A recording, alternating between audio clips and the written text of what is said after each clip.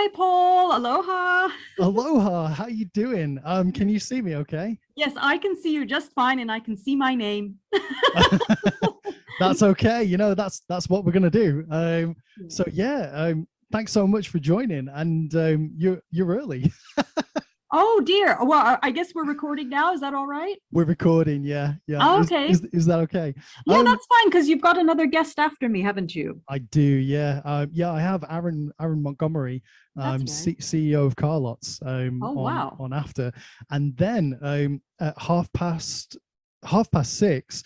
So I've got to do like half an hour with him, and then at 6:30, I'm doing a Guinness World Record attempt with the Power MBA.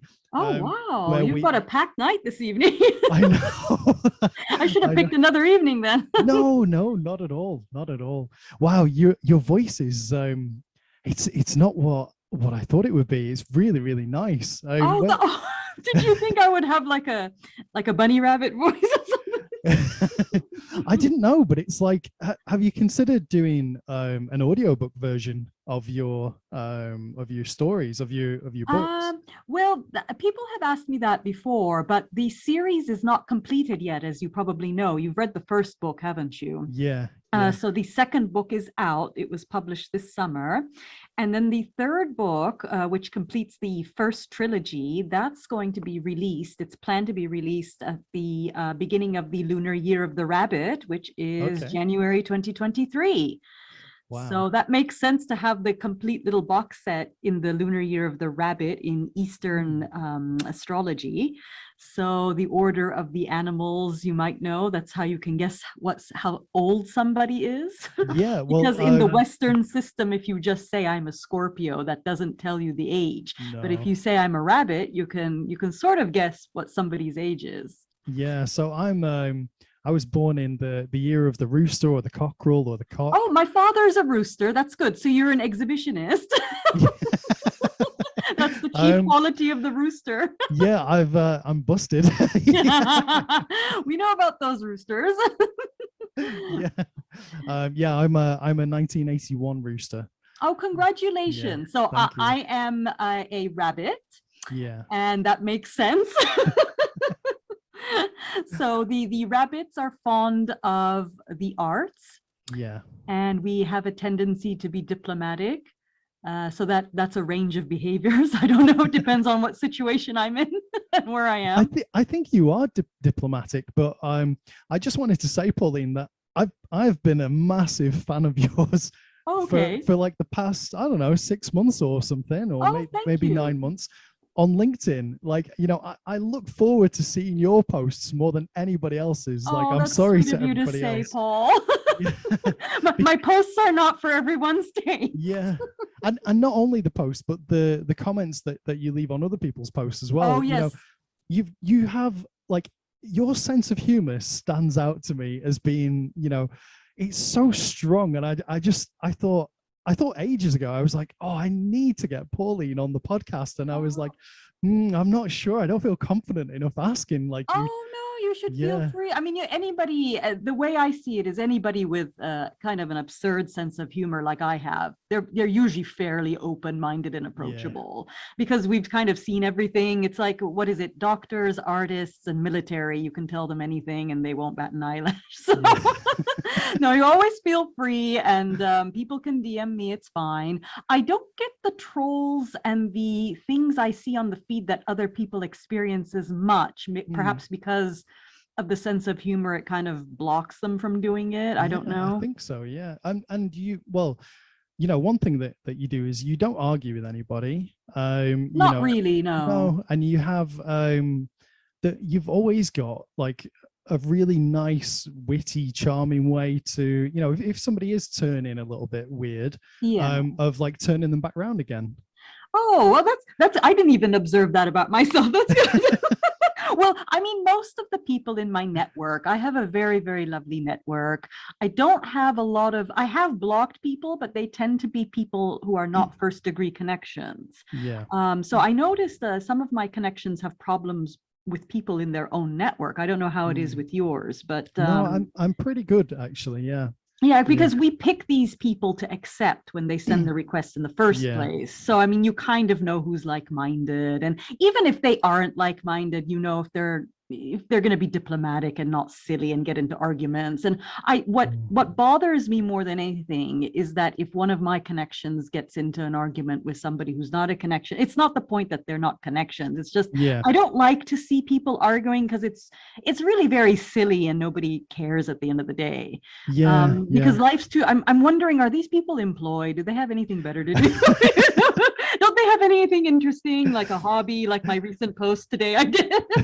I was gonna, like, one of my thoughts on that, when I see people getting very emotive with their replies, is I just think, you know, guys, it's got your name, it's got what you do, the company you work for, and you're making an ass out of yourself. Yeah, like, that's what a lot of my connections mentioned as well. I think, are you connected with the Social Gems, Gemma? Probably not. So she made a post about that precise point. She said, remember, when you're acting silly like that, everybody can see, and it's kind of there for life. You know? Unless you delete the comment or somebody deletes the comment. But well, you know, something that I tell my students is that, you know, once it's on the internet, that's it, it's there. You know, people can find it. So I always, you know, I've done a lot of podcasts with Dave Brown, who I think it's a mutual connection. I'm not sure. Are you connected with Dave? I could be. I think so. Oh, yes. So we've done about 7 of them so far. And I always say that, you know, some people like to swear and they don't have a problem with it. I'm one of those people who are more polite, I guess, because a lot of my work deals with the Japanese. I mean, they curse as well, but it's not in ordinary society, they wouldn't as much as probably a Western person. So, and I use the asterisk, which everybody knows I'm making perhaps a rude word, but it kind of lightens it. And I always think, whatever you're doing on social media, pretend you're meeting that person at an actual networking event. I mean, you wouldn't talk like that publicly. So. Yeah, and I, you know, the world is so small that there is a chance that one day you are going to bump into that person. You know? Probably. Probably. And, you know, it's just, you can't be too careful. And plus, you want to put your, you know, your best foot forward when you're online anyway.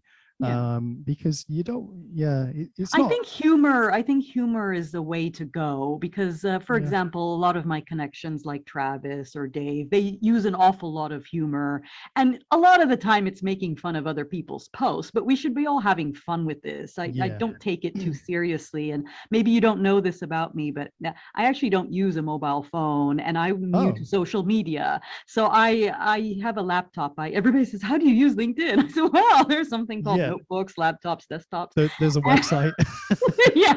And I'm new to social media. I only started because of lockdown. I opened the LinkedIn account 2 years ago, and I just left it. I just made like a skeletal profile and put my photo on there, and I haven't changed it since. A lot of people seem to change their photo every week or something. But it's the same one. I'm probably guilty of that, maybe. Oh, well, there's nothing wrong with it. Everybody can do what they want, but I don't know. I don't have that kind of attention span for it. But I tried to do, I was very bored, as everybody was over lockdown. And I thought, well, let's learn this social media thing a bit. And I think the least insane people are on LinkedIn. Compared to Twitter, from what I have heard about Facebook or Meta, Twitter and the others. And Instagram seems to be, I use Instagram to showcase my travels because part of my work is related to traveling. But I noticed for the average user, it seems to kind of foster narcissistic personality disorders. So you see a lot of people taking selfies, and people who looked at my Instagram said, how come you don't have a lot of pictures of yourself? I said, well, I didn't know Instagram was about to have, you know, it's all about having pictures of yourself. I thought it was about your main visual interest, which in my case would be traveling to different countries. So you'll see all the countries I've traveled to on there, and it helps promote my book as well. So that was new, but I'm really only active on LinkedIn because I found a lot of very, very helpful and lovely people on LinkedIn. So I haven't had a extreme problem with trolls or anything like that, like some other people I see complaining about on the feed. So I'm very fortunate, I guess. Yeah, me too. It's been really good over the past sort of 6 months or so. I've really Hmm. gotten into LinkedIn and grown my network a lot, especially since I joined the Power MBA. Mhm. I started adding people from there, and now I'm the one who seems to be getting loads of connection requests. And Yes. I upped my content output, so I'm doing these podcast episodes a lot more frequently now. Mhm. When And did you start your podcast? I started it in March of this year, Okay. and then it was kind of like intermittent. I was thinking, when I first started out, I had a lot of actors and actresses on who Oh, were, wow. Yes. yeah, connected to a colleague of mine, and singers and performers and stuff like Mhm. that. And then it kind of died out over the summer. Oh. And I was like, oh, how do I get these people? And I was thinking, who could I ask who's interesting from my friends group? Mhm. And then, friends they seem to be more able to let you down than people. Oh, well, yeah, because they think you don't care because Yeah, you're such yeah, good mates. It doesn't really matter. You yeah. still love them. That's true. That's true. Yeah. You know who you are. Yes, Um, exactly. so, yeah, what Well, you can really, always trust somebody who works with the Japanese because we're always on yeah. time and we never let anybody down. We're extremely loyal. Yeah, so it was really through LinkedIn that I thought, okay, who are the most interesting people I can find on here? So you're definitely one of them. You're Oh, right at the thank you. top. That's sweet of you. Yeah. And that's where that started to grow. But I'm very interested to hear about your work with the Japanese. You're ambassador for Kyoto, is that correct? Yes, I'm not the only one, I have to say. There are about 50 of us. So we are Yeah. referred to as Visit Kyoto ambassadors. And this is an honorary role. We are not paid to do this, but it's to promote the city of Kyoto and its arts, history, and culture, which is the main thing I lecture on. Okay. Because I don't know if you have been to Japan, Paul. No, not yet. Oh, you No. must come. It's one of Yeah. the most amazing countries in the world. A lot of Brits don't love it's so far away, that's the Yeah. first thing they tell me. It's so far away No, and I'd it's love so to. different. Yeah, I've always wanted to. I'm massive into Japanese culture and food, and I Yeah. watch old documentaries about Japan, and like Mhm. James May, Our Man in Japan, and Oh, stuff yes. like that. Uh-huh. Yes. Uh-huh. Yeah, so it's really So cool. the issue is, which I think what the city of Kyoto is trying to do, the main problem with tourism, let's forget COVID happened, let's just talk about the concept in general. What the tour packages or holidays seem to emphasize is the current capital, which is Tokyo. And Tokyo is Yeah. lovely. It has a lot of importance historically, but it's not as old as Kyoto. So, what the travel companies tend to do is focus on the big city, just like in America, New York is kind of heralded as Yeah. and there are lots of other parts of America that are very interesting, like Wyoming and Montana. These are very beautiful parts of America, but they don't seem to get the attention like the big city does. Mm. So Tokyo seems to grab the number of nights in a typical tour package. In other words, people stay in Tokyo 5 nights and then buzz through the rest of the they kind of Mm. zip through the rest of Japan, and people only spend 2 or 3 nights just to see the Golden Pavilion, the famous temple, Yeah. the Golden Pavilion, which was a retirement villa for a retired shogun in Kyoto, as well as the Imperial Palace and some other structures that are famous. And then they just go on to Hiroshima to see the Peace Dome. But really, we are of the opinion that because Kyoto, which is the old capital of Japan and was so for over 1,000 years, that is really the seat of the arts and the cultural development that happened throughout Japan. So we are of the opinion it is more important to spend a longer period of time in Kyoto than it is in Tokyo. So there's this Mm. little friendly rivalry that the Tokyoites and Kyotoites have with each other, much like the north of England and the south of England, Yeah. that sort of thing. Or the English and the French, it's just this friendly rivalry. Yeah. So yeah, I'm on the Kyoto side. So, So How far away are they from each other, Tokyo and Kyoto? If you take the fastest Shinkansen, which is the bullet train, there Yeah. are trains of different speeds. So if you get a JR pass, what's known as a Japan Rail Pass, which foreigners can get before they enter the country, they should purchase it before they enter Japan, and then it is activated. It comes in 7, 14, or 21 consecutive day use tickets. If you take, the foreigners normally have to take a slower train called the Hikari, but it doesn't prevent you paying extra if you want to take the quickest train, which is the Nozomi bullet train. And you can get from Tokyo to Kyoto or vice versa in little as 2.5 hours. Okay. If you take the slower train, the Hikari, which is what you should do as a foreigner if you hold a JR pass, that takes a little over 3 hours, about 3 hours Okay. and 30 minutes. So I have friends who are Japanese who are much older. They're in their 60s and 70s, and they live in London or America or elsewhere. And they said it might seem like a long time, but we have to put it in perspective and be grateful for the advancement with the bullet train, because when she used to go, for example, one of my friends, Kimio, she used to go between Tokyo and Kyoto a long time ago when she was a child. This would have taken 7 hours. So they, just like the Eurostar, the time has been reduced. So we should all be great. Even it sounds like a long time, 2.5 hours on a train. I know it's actually very quick compared to what people had to go through. Yeah, And I mean, it certainly, Paul, it certainly beats being on a ship for a month or so to get. I think it was 56 days to get on a ship. So yeah, we've come a long way. Yeah, I know, like even 3 hours, it doesn't sound that long to me. I was trying to get recently, it was my friend's 40th birthday, and I was trying to get back north for his birthday because he was going to propose to his girlfriend on that night as well. And they just recently had a baby. So I was, I was excited to go. But when I went to book the train from near where I live, let's say Norwich or Norfolk, to Blackpool, which is in Lancashire, it was 6.5 or 7 hours up. Wow. With 5 different stops. £145. Oh, wow. Return. Yeah. And you might as well take a European holiday with that. Yeah, I know. And it was something like 8 hours back, including 6 stops and a bus. Oh my God. Is that just because of COVID or something? Or is that normally the service? I think it's because of the like awkward location of where I am here.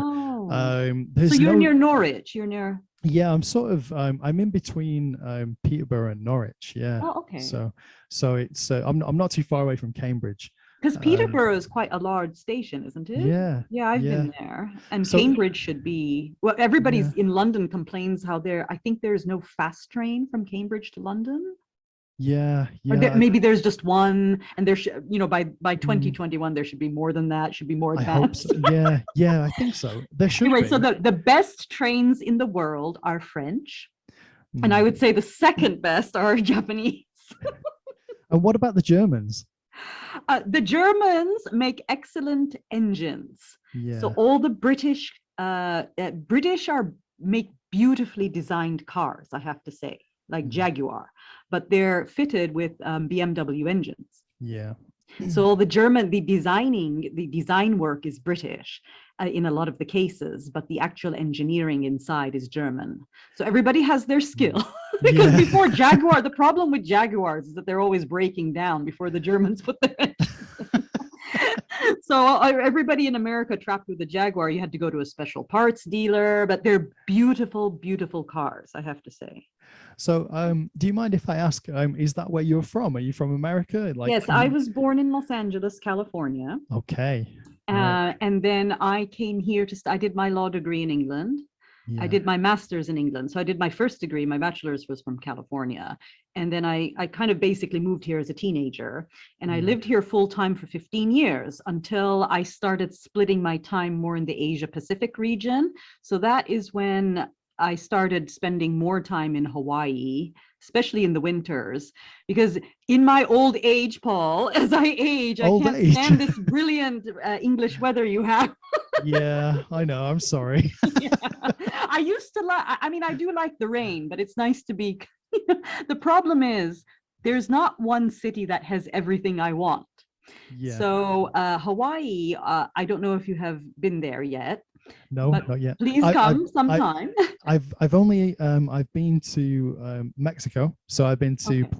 Playa del Carmen and Okay. areas around there, and I've spent most of my time traveling around Europe and North Africa. So you can handle the heat.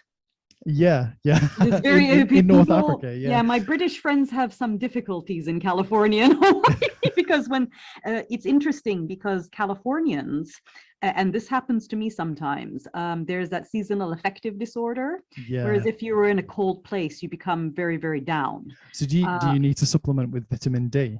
No, I just sit in the sun. So Okay. yeah, I don't take vitamins, or I just try to do everything as naturally as possible. So you have, like, for example, it was sunny today in London. Yeah. Believe it or not. I mean, it doesn't give off any heat, but it was sunny. So you got the light, and that, you know, you've taken that in, and that's affected your mood and made you feel better. But you see, if I spend the winters here, which I have, I'll get very quiet and sullen, and I won't want to go out as much. Whereas the opposite is true of Brits, because a lot of these suicides and car accidents happen more in the hot summer months for the British, because they get aggravated by the heat. So it's whatever you're not used to. Yeah.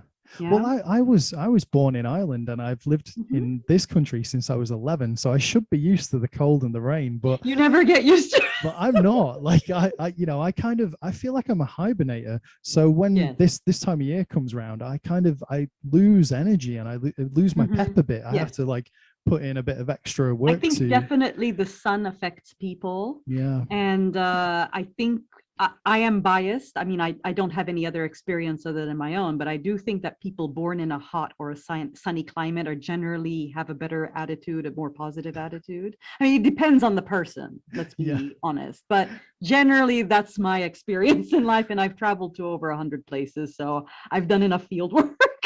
Wow. Were you born in Dublin or a different part of Ireland? Yeah, I was. Okay, I've been to Dublin once in 2005, and I loved it. It's they're nice, very much like Americans. You can see people laughing and smiling and chatting down the streets in the central city. Very, very friendly people. Yes, and they are. When you went in 2005, would you have perhaps gone down O'Connell Street and seen the spire in the center? What is very important about Dublin, because partly we were there for a Japanese visit, is that the Chester Beatty Library, I don't know if you're familiar with that. I think so. It's next to the castle. They have one of the largest, if not the largest, collection of Japanese scrolls. Oh wow! So that's why how we did were they get there. Those? I'm not sure. There's a little history. There's a pamphlet that the Japan Society of the United Kingdom produced about that.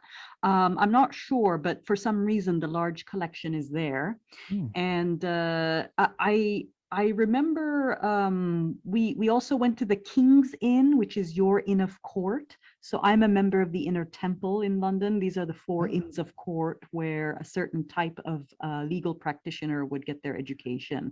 And they've retained some of the traditions of the old times. So the equivalent in Dublin, in Ireland, is the King's Inn, which we had a dinner there, which was lovely.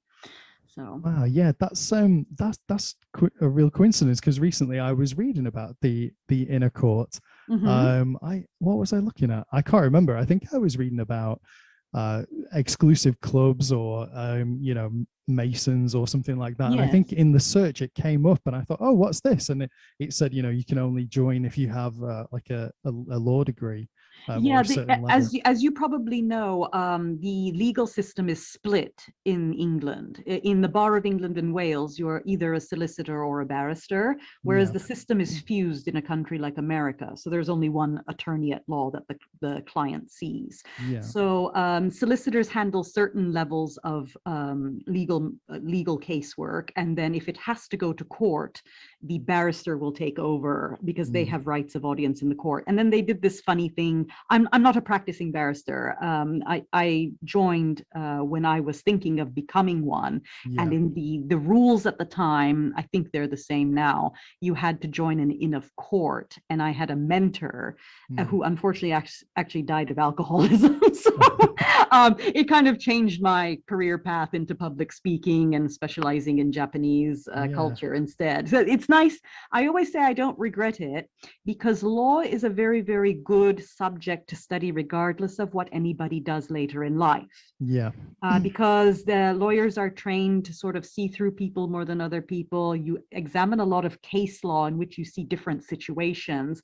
So you know how to write contracts, you know how to negotiate, and these are all important skills in any kind of business or interaction with other people. Yeah. So it's an excellent subject. And I did what was referred to as a conversion course, which I think they refer to, this was 20 years ago, I did mine, over 20 years ago, I did mine, but I think they refer to it as a postgraduate diploma in law nowadays. Okay. Or you can do the straightforward that's reserved for people who did a degree in another subject and just want the condensed version. So I did my first degree in English literature. So for people who just want to go straight into law, it's the traditional LLB. So you just go straight, which the English fortunately can do. You can't do that in America. Okay. You have to do a degree, you have to do a bachelor's in some subject, and then you get accepted to law school. So it's quite an advantage to just go straight in England like that. Same with medicine. You just go straight into medicine. So were you, when you were beginning on that journey, were you perhaps thinking that maybe you would go into politics? Yes, I did consider that, but I do it in Hawaii. Hawaii is a bizarre place. Sometimes it's I don't know if you've lived on well, the British Isles are islands. Yeah. But not a very small island like Malta or Hawaii. Small islands are peculiar. Yeah, I've been to Malta, and you have yes, it's just like Hawaii. you have what's called island sickness, don't you? Yeah, island fever. Island fever, yeah. So I'm not, fortunately in Hawaii, we have a part-time legislature. So for people who do go into politics, you can retain a day job because you sit through 60 legislative days between January. It's the third Wednesday of January that the session starts, and it ends sometime in May. So then you have the summer free, and then the rest of the year you can be doing your normal work. I mean, you have to keep up with the legislature, and each legislator has a staff. So it's quite nice in a way because it's not as busy in a place like Hawaii. Like you would need to be in a full-time legislator if you became a politician in California or New York, for example. Then with that amount of time off as well, and you're in the perfect place, you're in paradise. Like yes, now paradise. Now I always warn people, so I'm going to warn you, Paul. Okay. If you have never been to Hawaii, yes, it is beautiful. Yes, it is scenic. Yeah. However, don't think because you spent 1 week there or 2 weeks there that you found paradise and you're going to love it. I always advise people because people end up hating it and leaving. So I always advise people, if you're serious, if you truly believe you think you found paradise, rent an apartment for 3 months and see if you can survive the people and the environment and the atmosphere, because that will test your nerve seriously. You have to be very patient and tolerant there. We have a lot of people there is a very close connection, especially in recent years, between New York and Honolulu, because Saks Fifth Avenue came in and refurbished large parts of an old shopping area called the International Marketplace. And what we viewed were a lot of New Yorkers coming and thinking, oh, I'm going to go live in paradise. And they cannot stand it because New York is a very fast-paced environment and they want answers right away. I think one of my connections, Jeff, he just did a post about how New Yorkers are not crazy, but anxious. They're very anxious people. And that's because if you've spent any time in New York, it moves very quickly and everybody's in a rush and everybody's kind of miserable and grumpy. Now, when you bring your New York attitude like that to Hawaii, that's not going to get you anywhere. So Honolulu, which is it holds the central business district of the Hawaiian island chain. It is 65% Asian American. So while it is a US state, the dominant culture there is Asian. Okay. So the rough breakdown is 27% Japanese American, 15% Filipino American, 10% Korean American, 10% Chinese American. The whites on the island, the Caucasians, are largely retired elderly.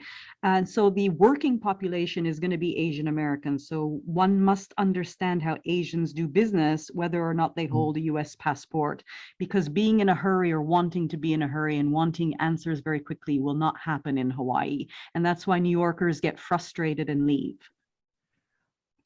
Okay. And what about the native Hawaiians? What kind of demographic do they have? So the native Hawaiians, there are several islands in the Hawaiian island chain. One island called Ni'ihau is a private island owned by the Robinson family. So the only way you can go on the island is there's a day helicopter tour. So the helicopter will drop you off. I don't know what the prices are now, but a while back it was $300 for the day. And then you experience Ni'ihau, and then you are taken back the same day. The other way is to get a personal invitation from the family themselves. For example, I had a friend who used to shoot feral pigs on the island as a volunteer thing, but that's how he got his invitation. So, however, whatever you got to do. Yeah, I've heard about that. Yes. When I've been listening to the Joe Rogan podcast, yes, and I've heard that is a major problem on the island. Oh yes, it is. Yes. Yeah, they just run through, and you have to volunteer and try and thin out the numbers. So that's another way. That's another way to get an invitation from the Robinson family. I do that. The thing is, if you try to come to the island, they have their own military, they have their own Coast Guard that will shoot down anything that tries to come to the island. Because the reason for this is what we refer to as a pure-blooded Hawaiian or a native Hawaiian. Yeah. Those of, genetically, those of pure stock, they are on the island of Ni'ihau. So they can leave later on, but they're kept there, so there's no mixture because there are only a few hundred of them. Okay. The so-called Hawaiians you find on actual Hawaii, the other inhabitable islands, Maui, Kauai, Oahu. Yeah, like the Rock. They're going to be mixed. Okay. They're going to be because a lot of the reason why there are Portuguese there or Japanese is to work on the sugar plantations, the pineapple plantation before. So there was a lot of mixture with the native population. So the ones that are kind of protesting against being taken over by America, that sort of the sovereignty movement, they could be between at least over half something else and then mixed Hawaiian. So they'll be 50% or 80% Portuguese, and then they'll have a little Hawaiian blood in them. So it's a mixture of people. So that's why it is, Oahu is, the word means gathering place.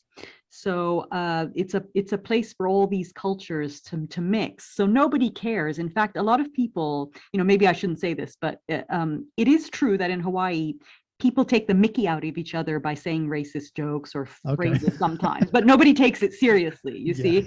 I shouldn't say what they are. It's not taken seriously in Hawaii itself, where somebody might actually really be offended if they heard that and go, are you okay with saying that? It's almost like an inside joke, like where you have different towns around here have the rivalry, and they might say different slurs about different people. Yeah, because at the end of the day, we all know that, for example, Koreans will marry Japanese or Chinese will marry Portuguese, and we have a lot of Scottish societies in Hawaii, believe it or not. So there's an annual Burns night, which I've been to many of them, and it's the only place in the world where you can see a haggis blessed in the Hawaiian language. So it's quite an experience. The lead piper, we have a bagpipe band. So the lead piper is an Armenian American woman who's married to a Chinese gentleman. So it's really mixed. That is an insane mix. Yeah. It's really good. And there are Scottish people there. I was going to say, have you tried haggis? Do you like it? I love haggis. My best mate she has Scottish in her heritage. She's in Los Angeles. But I actually love haggis. I've been to Edinburgh many, many times. Yeah, I I love love it there. Edinburgh. I almost considered moving there actually at one point over It is 50 beautiful, years isn't ago. it? Yes, it's Yeah. and it's small. It's roughly the population of Malta, actually, about 400,000 people. So it is beautiful. And I've had it has a lot of comedy clubs as Oh, well. yes, the Fringe and the yeah. military tattoo. So there's a lot of rich culture in Scotland. Mm. It's just the weather.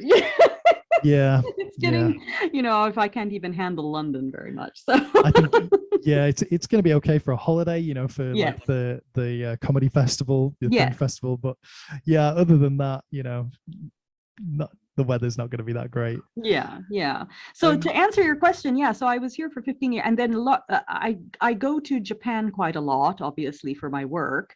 And now in a normal year, I would split my time between Los Angeles, Honolulu, Kyoto, and London. But it's not been normal recently, so I've been grounded. I was in Los Angeles for 10 months, which it's beautiful, it's sunny. But you have to get used to the people. The people are very different. A lot of people from out of state or out of the country want to go to Hollywood and they think it's interesting. But after a little bit of time there, you'll notice the people are a little bit shallow or superficial or vapid. So I wanted to ask you about maybe you don't want to answer, but like That's all right. what you think of the all the issues that the media are portraying, particularly in LA. With the homeless people and the riots and stuff like that. Oh, you mean for example, in San Francisco, it's no longer illegal to defecate in public. They're no longer.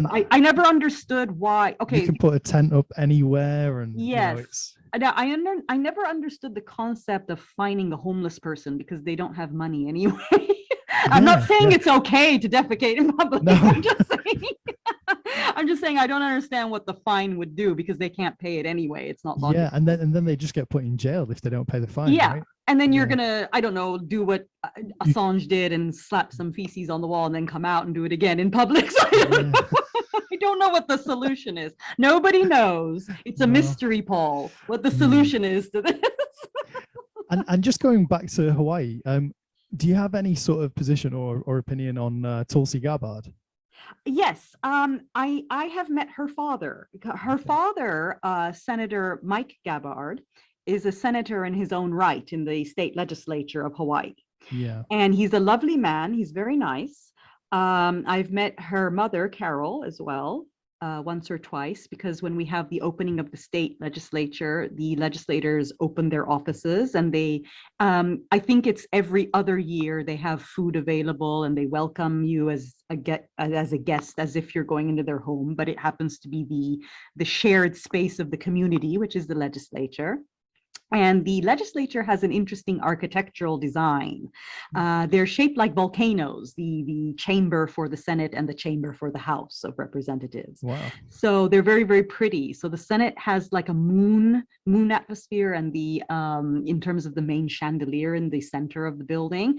And then the House has a more sun look. So it's very interesting cosmologically. And, the architect tried to put in elements of Hawaiian culture, which is all important.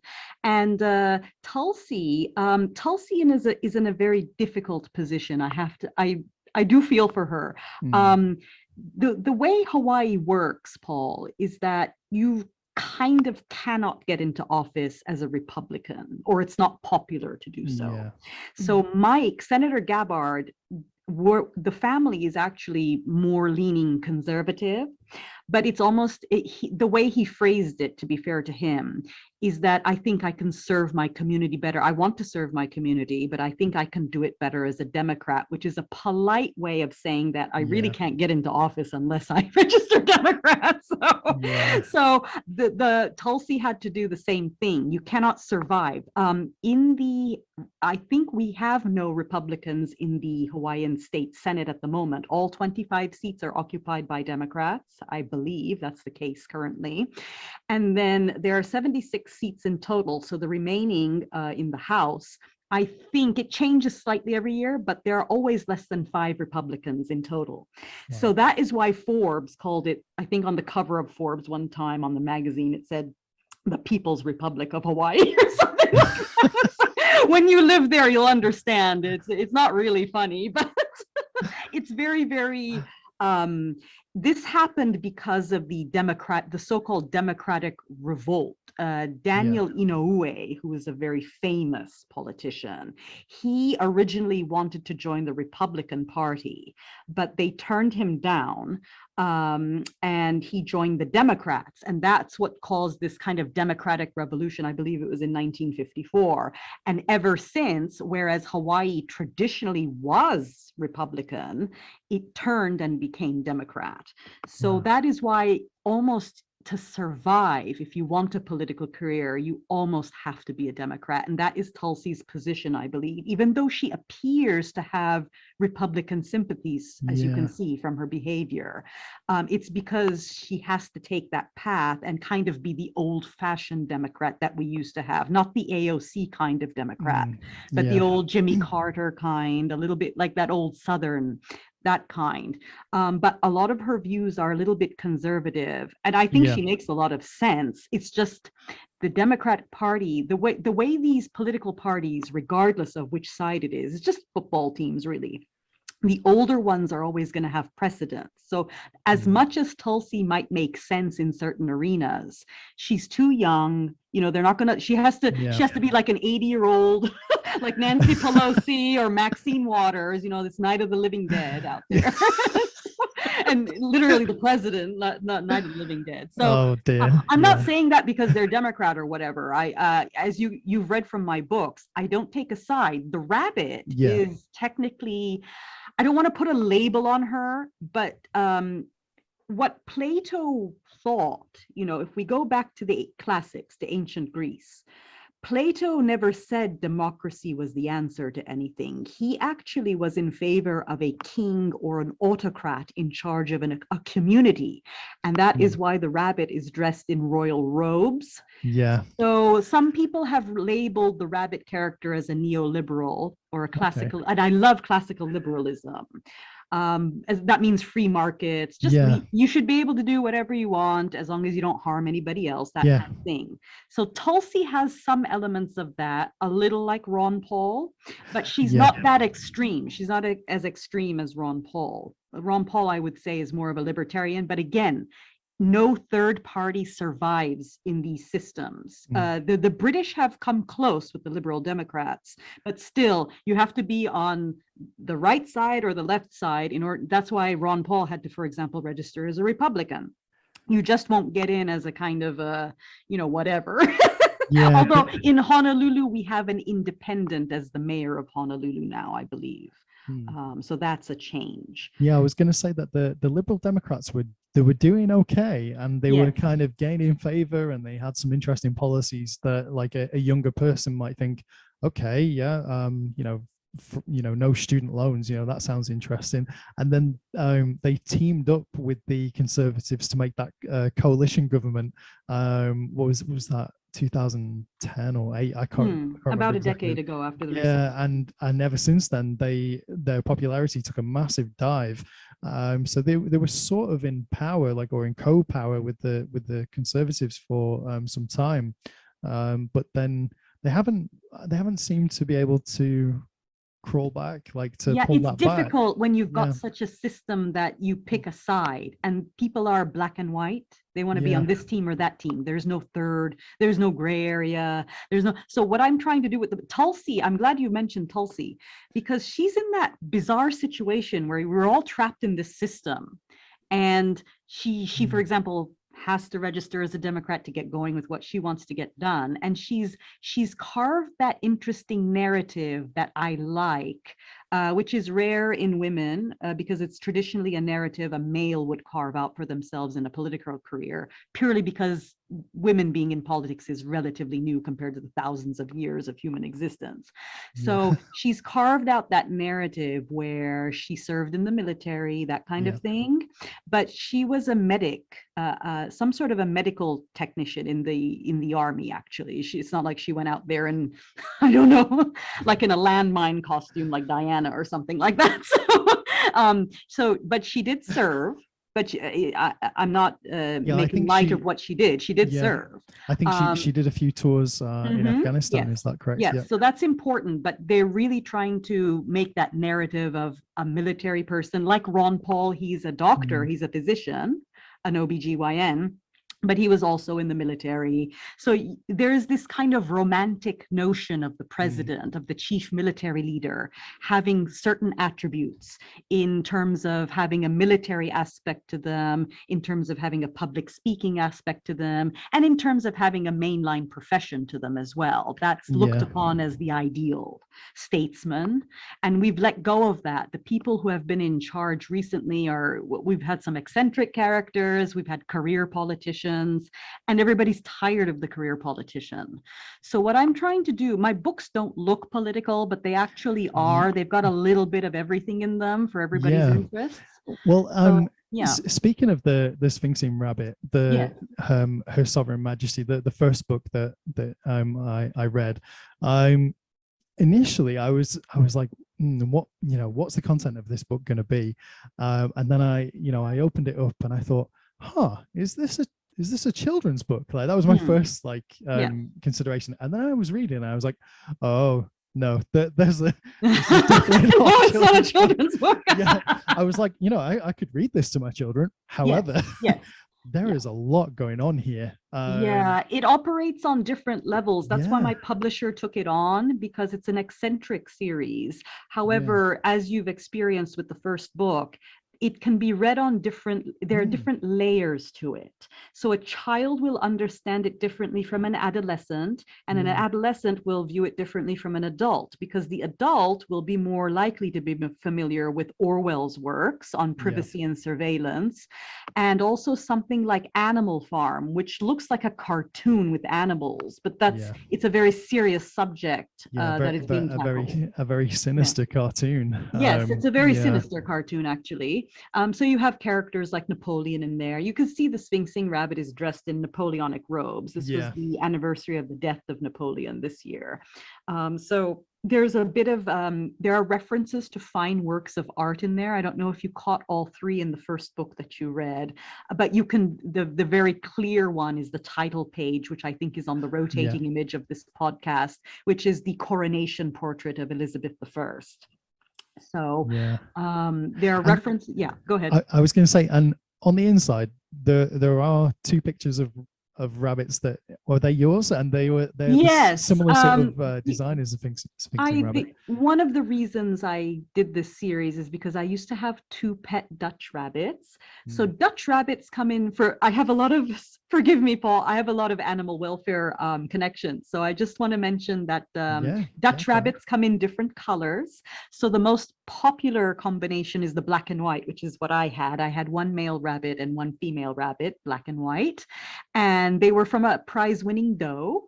And that was one of my classmates in high school in America. So her family used to breed them. It's a profession for some people. There's the Dutch breeders of the United Kingdom as well. So there are competitions in how the colors are distributed on the body. And then if it's proportionate to how the breed is supposed to look, as perfect as it can, they win prizes and things like that. So this was offspring.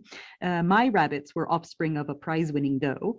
And they come in different colors. So they come in gray as well. They come in brown, a kind of a blonde, like Labradors, a little bit like that. So and almost like a shale blue. They come in a kind of a blue-gray color as well.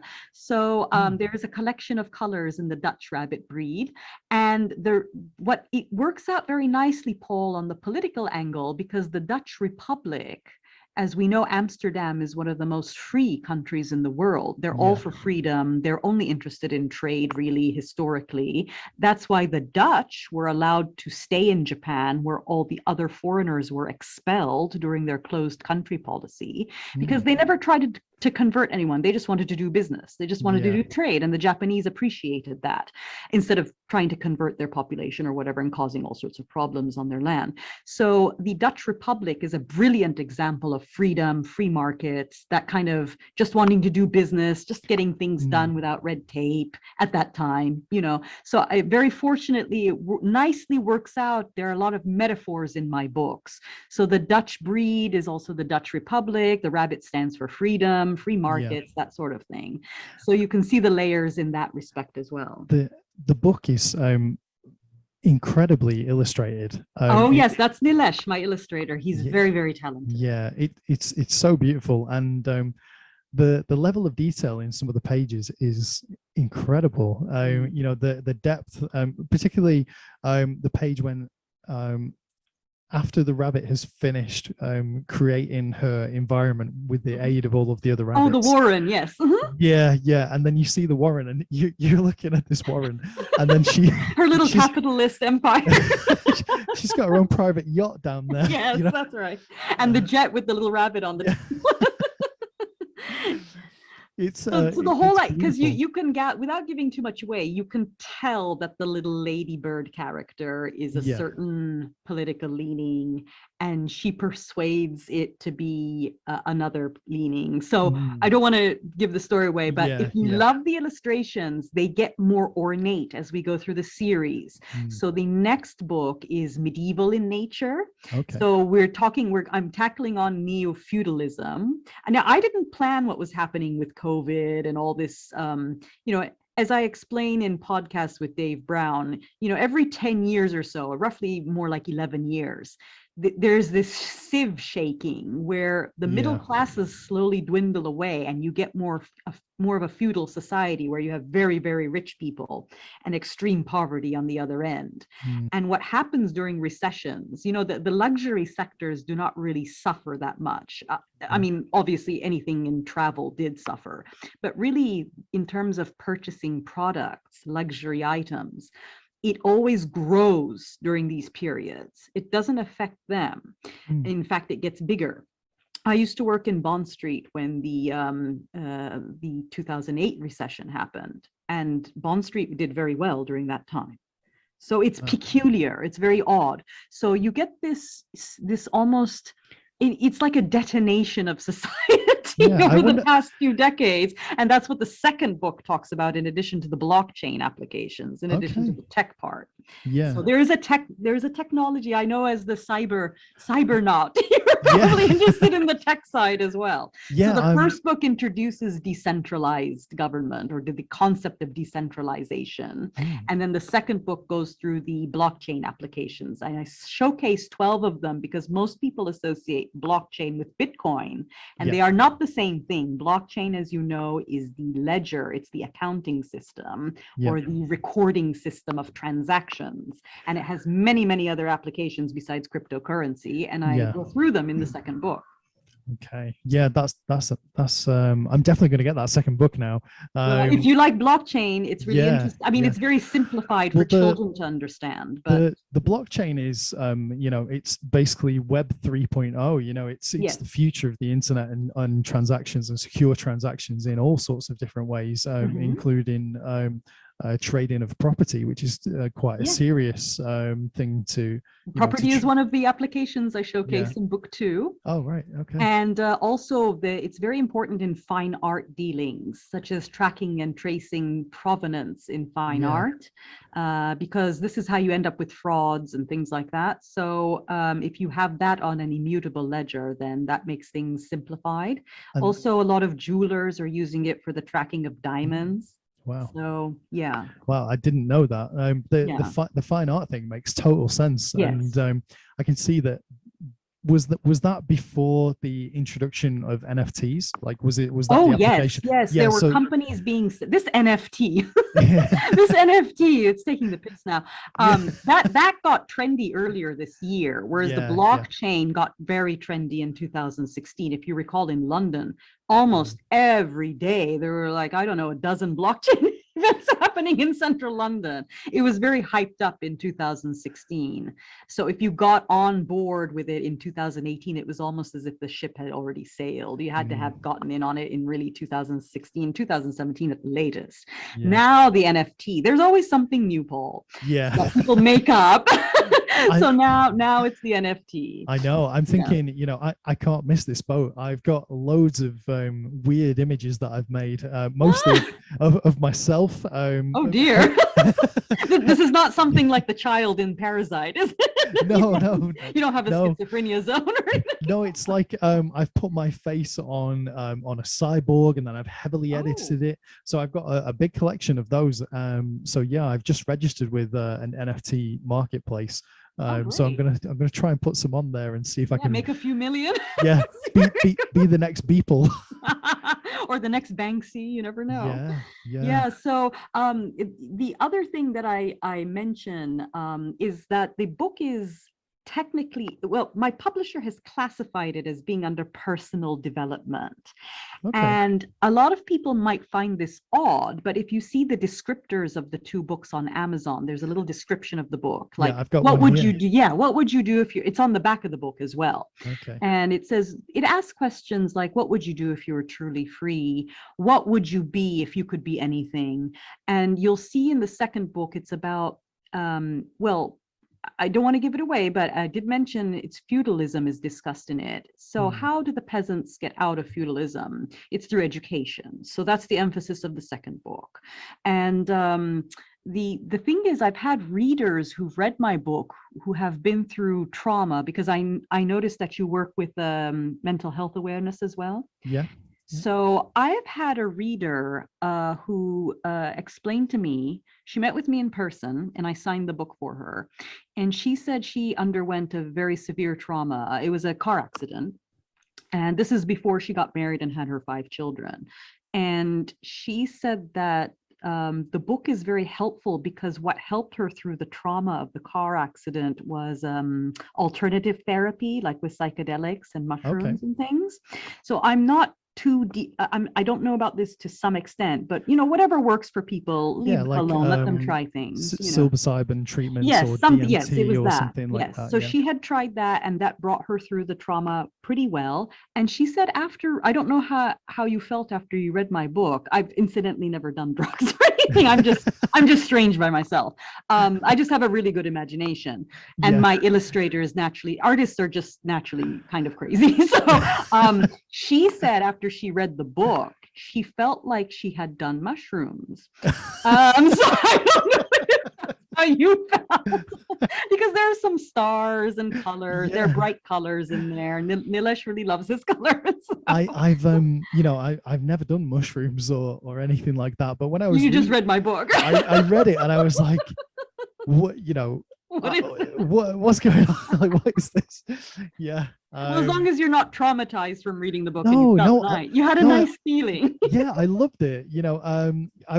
I downloaded it on my phone. You got the Kindle, didn't you? Yeah, on the Kindle version, because I wasn't expecting you to book on so quickly to the show. So I thought, wow, like I need to really do some research. I thought the first thing to do is I'll get your book and I'll read that.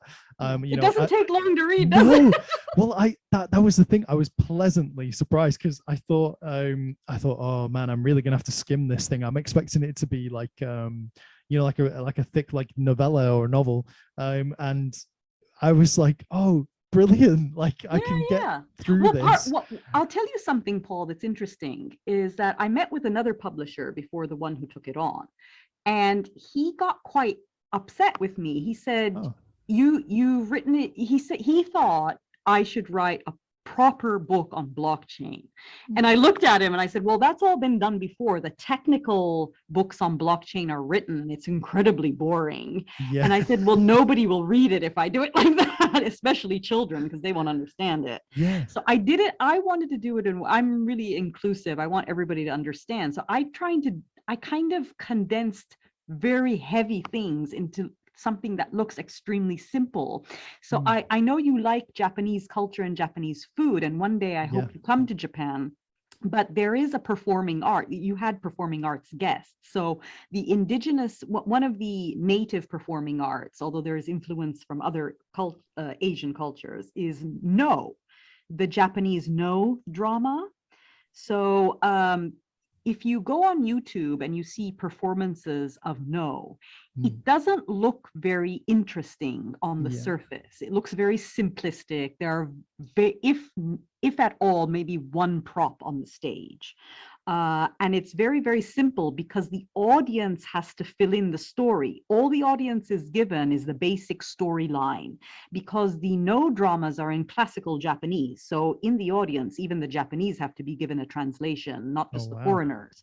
So all everybody only knows is the basic storyline, like this military figure died in this battle. And then it's the character who is expressing the emotion of his sorrow at war. And they're very moving pieces of drama. I love No theater more. I don't particularly like kabuki or bunraku. Kabuki is very loud. It's the Japanese opera. And bunraku, I just don't like puppets. They annoy me. I don't like Punch and Judy shows. I don't like silly puppetry. No, but it takes a lot of skill to do those things. Yeah. I'm not dismissing the skill. No, I'm not a fan of Punch and Judy either. I think they're pretty scary. So No is very elegant. The costumes are extremely beautiful and ornate. They're very, very expensive. They're made out of silk and brocade, heavy silk and brocade. It is a visual delight. So I wanted to create something literary that was the equivalent of Japanese No drama. And I know that sounds strange, but people don't understand that unless they've seen a No drama. Yeah. And it looks very simple to do, but the content is extremely dense. It is very emotional. It is very visual. It's very colorful. And the audience has to fill in what they pick up from it. So while my books are 1 or 2 sentences a page, it's dense. So it's what the audience reads into it. And that's what makes it so emotional, that in No performances, they have to break up the acts with kyogen. This is the comic relief in between, because it's designed to build up such emotion in somebody that they need the cathartic release of a comedic element to break up the acts. Otherwise, you get very, very tense. Yeah. So that's what I was trying to do with this. And I just wanted to do something different. You know, it's all been done before. Beatrix Potter has been done before. There are technical books on blockchain. I don't need to write another one. But it's not like a Beatrix Potter book or anything like that. And the one thing that I initially thought when I was finished, I was like, I need to read that again. Well, it's closer to Watership Down than anything else in terms of I was thinking I was thinking of Watership Down as I was reading it, because when I was going through the pages, I was concerned for the welfare of the rabbit, actually. And I was thinking, what's going to happen? Like, aren't we all? Because the dog, I don't know, there's an adversary in the story. And I was thinking, how is the rabbit gonna cope against this adversary? And it uses ingenuity, which is very, very nice. But it's definitely, because technology can be used for good, or it could be used for other purposes. Like lack of privacy. So it's all about privacy and surveillance, just like 1984, that kind of thing. So, I didn't time it that way. I didn't know what was going to happen with all this track and trace and that kind of thing. But it kind of, my book really sold well over lockdown, because everybody's going, oh, I didn't plan it that way. That's what I thought initially. You mentioned Orwell's 1984 and Animal Farm, but I was thinking, for me, the context of or the ideas that I was putting onto your book, that I was projecting onto it as I was reading, they were all about the pandemic and control and observing the I common just man. saw society going in that direction anyway, Yeah. with the increase in the use of mobile phone technology and all Mm. those things before the pandemic, like how Apple, I don't know, the devices or Huawei, whatever, they Yeah. have ways of recording and seeing what you're doing. Not that most people are doing anything very interesting, but like the South Park episode, you know, they have that whole information center where they're recording everybody making restaurant reservations or whatever, and cartons being taken around. But see, the first book was published, the one you read was published in 2019. They come Yeah. out every 2 years Okay. because it takes Nilesh about a year to do the illustrations based on my sketches. So in 2019, the first book, and that was way before anything COVID on the media was being reported. So then the second book came out just as the economic collapse starts, you know, with the supply chain issues, you know, feudalism. So it's all nicely timed for some reason. And then when we get into I don't want to do any spoiler, but when we get to the third one, Yeah. there's a lot of French Revolution in the third book. Well, It's going to be all 18th century there. Well, Pauline, I think what we need, if you're open to the idea, honestly, I have had an amazing time listening to you tonight, and it's been a real. It's already been an hour. My God. Yeah, I know. I just looked at the clock. That went by quickly, Paul. Yeah, it's been a real education for me. I've enjoyed every minute of it, and in my mind, you've taken me, visually to so many different places, and we've traveled the whole world together. So would you be interested in coming back, and of then course. we can? Is that okay? We can maybe you have the... time. Maybe I won't do it so quick. Well, I mean, they don't take long to read, but if you read the second book, I might be able to do it next week or something if you aren't already booked up. Yeah, no, that's fine. Yeah. If you check the calendar and pick a space, I'll get the second book and we'll read that, and we'll do a part 2. And then for the third book, we'll do a part 3. Yeah. Oh, we have to wait until 2023 to do the third one. That's fine. Yeah, but please do come back, as often as you like. No, that was a great conversation. I always know when it's good because I didn't feel like the time went by or anything.